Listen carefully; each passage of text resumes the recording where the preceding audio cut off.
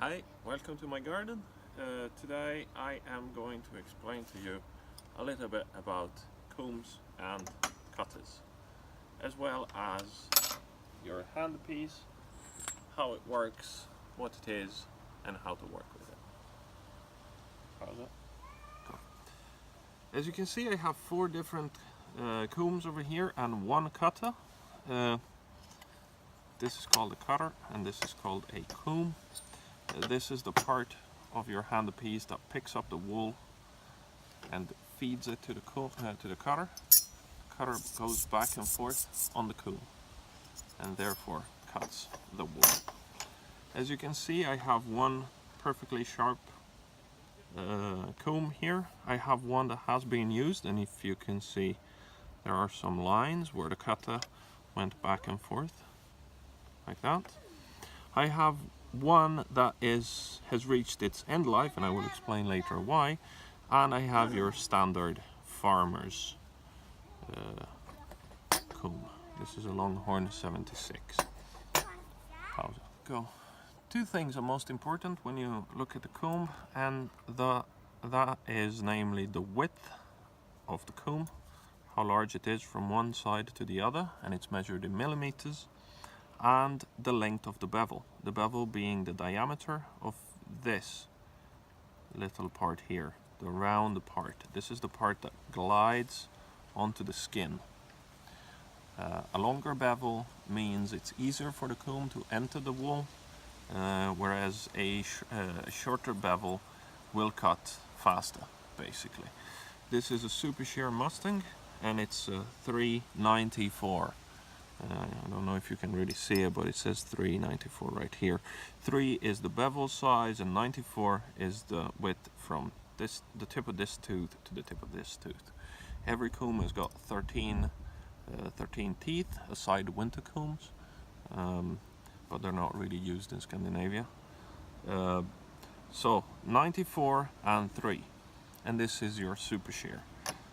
Here we have a Longhorn comb and it's called 76.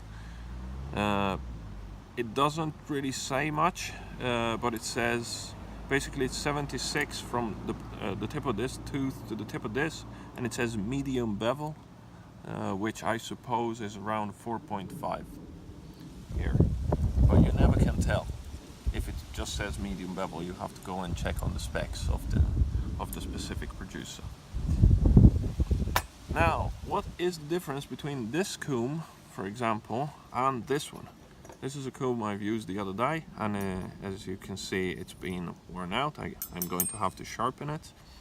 But if you can see, this part here is still intact on this comb, whereas here it's all gone. Basically, as you sharpen the comb, you sharpen it like this, therefore taking away some of the width here. Eventually, after you've sharpened it a long time, there won't be any width left. Therefore, there is none of this left. This is called the scallop here. You can actually see it here very well. This part here is called the scallop, and once you've sharpened it way too many times, eventually there is no scallop left and the comb has reached its end life. Why has it reached its end life? Does it mean that it doesn't cut? No, it still cuts, but it cuts way too well, because basically the scallop is your safety. Your cutter is basically going all the way up to the scallop. I will explain that later. And if you have no scallop, basically the cutter is so close here that if there is any skin in the way, then you will cut it. So whenever you have a comb that's got no scallop left, it's too thin, you throw it, because they are dangerous.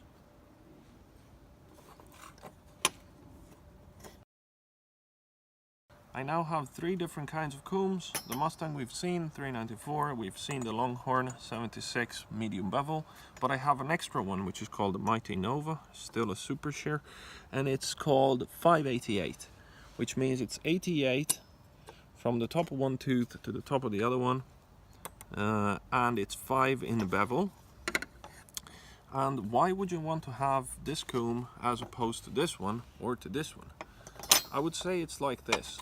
This is your basic starter comb. It's very simple to use. It won't cut the animal as much because you do not, the teeth are straight, so where you point the comb it will cut. Whereas this one has got teeth that point out. They're turned out. This is in order to increase the amount of wool you can cut with one blow. Clearly and logically, but it's also a bit harder to use if you because you have to know what you're doing, otherwise you might end up cutting the animal if you don't know how the animal's anatomy looks like. That being said, there is a difference between this 588 and this what was it, 394. Shorter bevel, longer bevel, wider comb, tighter comb. I use this one for shearing hard shearing shape, like your Dorper, for example, or Dorper mixture, Dorper crossbreeds, or for shearing animals that are very fat in the wool, like for example your basic svensk vinul in the spring. Because with a smaller width I lose a little bit of the advantage of shearing more wool with one blow, but I earn in speed because the machine is working a little less hard than what it is doing here. This is your fall comb, the comb you use in the fall when the wool is really good and you just need to blast through as many sheep as you can possibly. So this is basically the difference. A wider comb with a short bevel is for good wool, like your Leicester, your Gotland, your Vinul in the spring, in the fall, and something like a smaller comb can help with tougher shearing, like early in the spring season.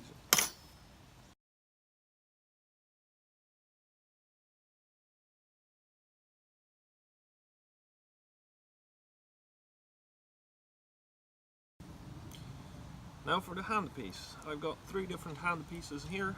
These are professional handpieces that I use generally at work, whereas this one is kind of your all-purpose simple handpiece. The engine is in the handle. It helps. It's pretty good if you just have a little amount of sheep to shear, or if you do not have a professional machine like an overhanging machine. The construction principle is exactly the same. I will explain later on the parts, but all the names of the parts. But I can say that this is a good buy if you need something for working with I don't know, your own flock of sheep at home. I use it because I can carry it on an aeroplane, basically. Those times that I had to shear in Italy, for example, and doing small numbers. It's also fantastic for a farmer that needs to, for example, crotch the shape or remove any dags in the back. I would say this is really good. There are many makes, many different kinds. I like this one because it's exactly the same construction as a normal handpiece. So you can use your thumbs when you're working with it, and it's not those big lumpy things that you can get. Thanks. Okay, what I've done here is I've taken apart a little the front part of my handpiece here. These are 2 different makes. This is a Lister special model, David Fagan 642. Yeah, something like that. Really good handpiece. This comes at I'd say around 3,000 crowns, something like that, but it's definitely worth it because it's a professional tool and you can trust this to deliver a good performance in whatever situation. This is a cheaper make. It's Bayon, made in China. Still a good handpiece for everyday use, and you can just work with it without being scared of damaging it. A little bit about the different parts of the handpiece, which I can show. This is the worm drive, is your connection between the handpiece, all of the different mechanisms in the handpiece, and your overhead machine. This is a ferrule. This is a 19mm ferrule. It works for a solid drive or for a flexible drive from Heineken. It goes in here, basically, as you can see on the other one.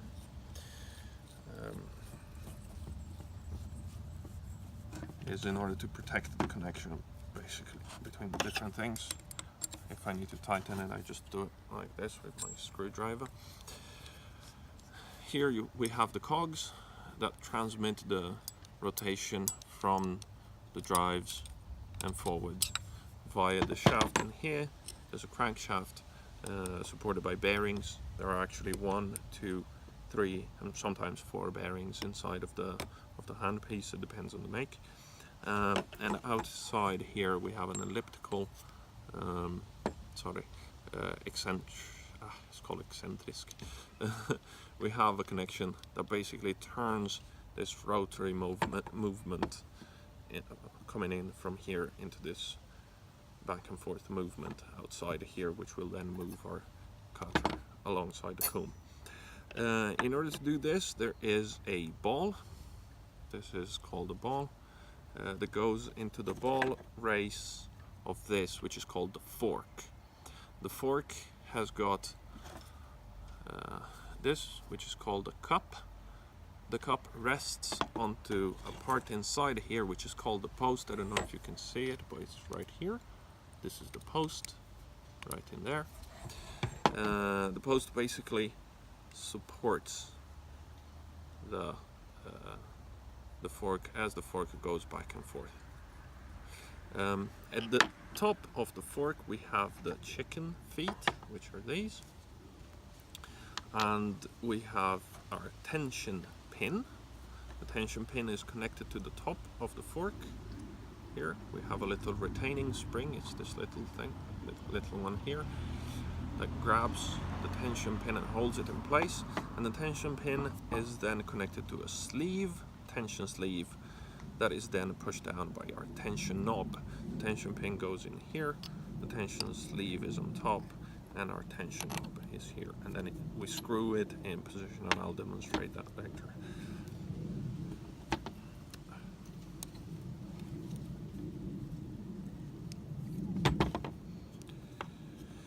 If you've gone this far, and you might as well just oil and grease all of the different parts of the handpiece, because this is, you know, ordinary administration. It's always good to take care of your equipment in a professional way, because if you do so, then it will last longer and it will cost less. As they say, if you buy bad tools, you end up buying them many times. If you buy good tools, you only buy them once. So what do? Is I take some of this grease, any grease will do. I put a little bit over there. I put a little bit here in the cup.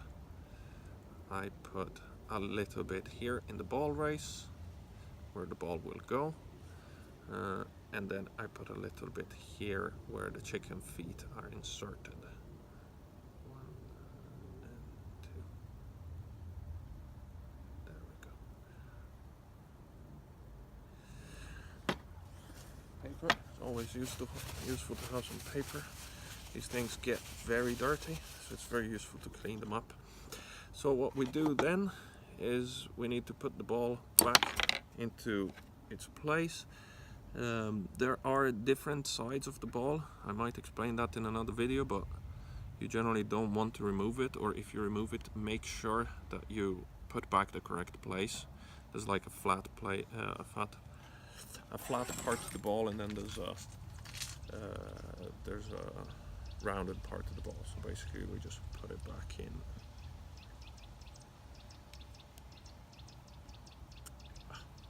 And then do this right. It's very hard. You can also use a pen, it's easier. Basically just trying to keep it steady as you go in.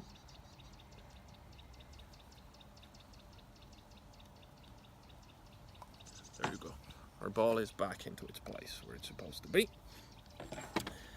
Then we can put in the chicken feet, because then it's done. Basically there's a little spring under here, I don't know if you can see it. This is a spring held into place by this screw, and this is the spring that keeps the chicken feet in place.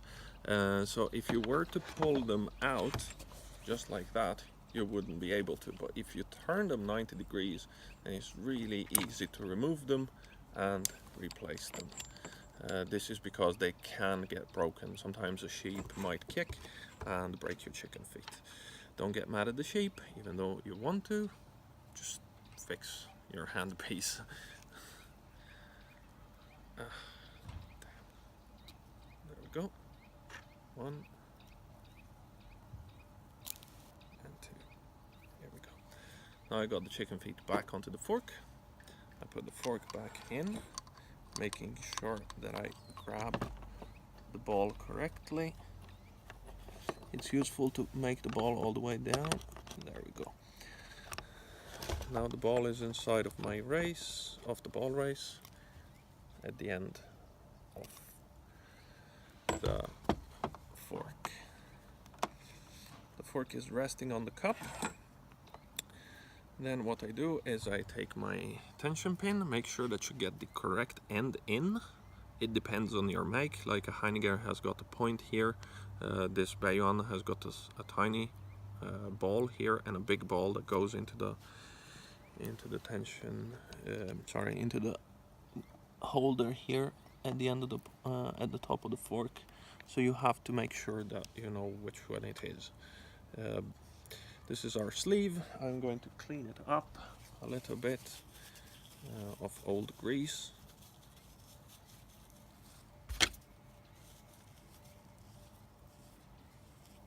There we go. It's nice and clean. And then I fill it about 1/4 of it with grease. It's recommended that you do this every week if you do it professionally, at the beginning of the week or at the end, I don't know, because this really saves the moving parts from slitage, help. I don't remember, slitage. So I got it down. There we go. It's right in where it's supposed to be. Notice that I have this, which is a little plastic part that goes here on the oil hole. You put it back there. It's not absolutely necessary to have it, but it's a good thing to have it. This is our stop screw that goes here on top, and it's so that it's basically a safety mechanism so that our fork can't go anywhere. Basically every single handpiece, as far as I'm concerned, has got one of these. So make sure that you can make sure that you know where it is, what it looks like, and sometimes you might not be able to see it because of the grit that gets, like for example here you are barely able to see it, but since I know it's there, I know it's right there. Here it is. Yeah. So now we got all the parts down, and now a little bit of oil. You want to have a tiny touch of oil here on the knurl, right there. No, it's not called knurl. Oh, it's called something else in English, I don't remember. Here we go. Spins nicely. So, once again, ferrule, cogs, heel. This is the heel of your handpiece, oil hole. This is your tension knot. This is your fork. These are your chicken feet. And while we're at it, these are your screws. These are the screws that keep the comb in place. This is for setting up the handpiece. I do not need to show you this right now. I might next time I need to fix a handpiece. Once we've gone to this part, I might as well just put up a new comb and show you how it's done. very quickly how to put on a comb. Once you've chosen the correct comb and cutter for the sheep you're going to shear, it's very simply a matter of knowing how to do it. You can put the cutter first. I don't do it. I put first the comb, like somewhere around there. Then I tighten the screws a little bit by hand, just so that they will keep the comb in place. Then I flip my handpiece and I slide the cutter in place. Make sure that it's in the correct position. That is, all of the tiny pins on your chicken feet are grabbing the correct holes on the cutter. In order to set this, you want to keep it pretty loose, and you want to be able to move the comb up and down and to the side. And there are two things you're looking at: the lead and the throw.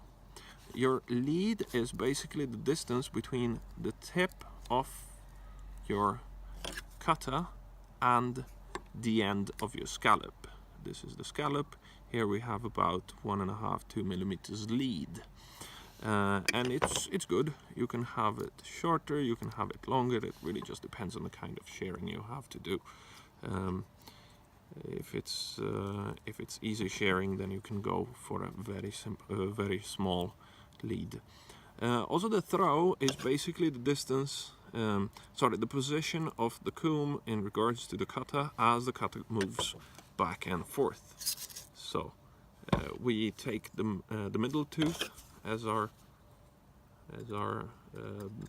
reference point, and this tooth regarding. So if I go all the way to the right, we see that there's quite a lot of space in between this middle tooth and this one. And if I go all the way to the other side, there's basically no space, right? So our throw is off. So what do is we move the cutter a little bit to the side, and then we repeat. There's still a lot more space on this side than there is on this side, so I can move it a little more. Let's see. We're getting there. Like that. This would be something I'm satisfied with. And then I flip it again. I put the correct tension. Do not put too much tension, especially if you're using one of these, because you can put a lot of tension and then you can never remove it, or it's really hard to remove it. Now we've set our lead, we've set our throw, and how do we put the correct tension on the tension knot? Very simple. You hold your handpiece here and you just let it fall. There you go. This is the correct tension. So once again, right, it's moving. I hold it there and I just let it fall. And I'm not doing this, I'm not trying to let it fall like that, because this will put too much tension on it. I just let it fall normally, and there you go. This is your correct tension. While we're at it, the last little thing, how to oil this thing, because you want to keep it oil as you're working. You put oil here on top of the cutter. You put a little bit of oil here. You may put oil here. I don't do it. If you have a little hole here, you might put oil in it. As you see in this one, you can maybe see it here. Is in order to oil the cup and post. Oil in the oil hole for sure, oil on the cogs, and oil down your ferrule. Thanks for watching.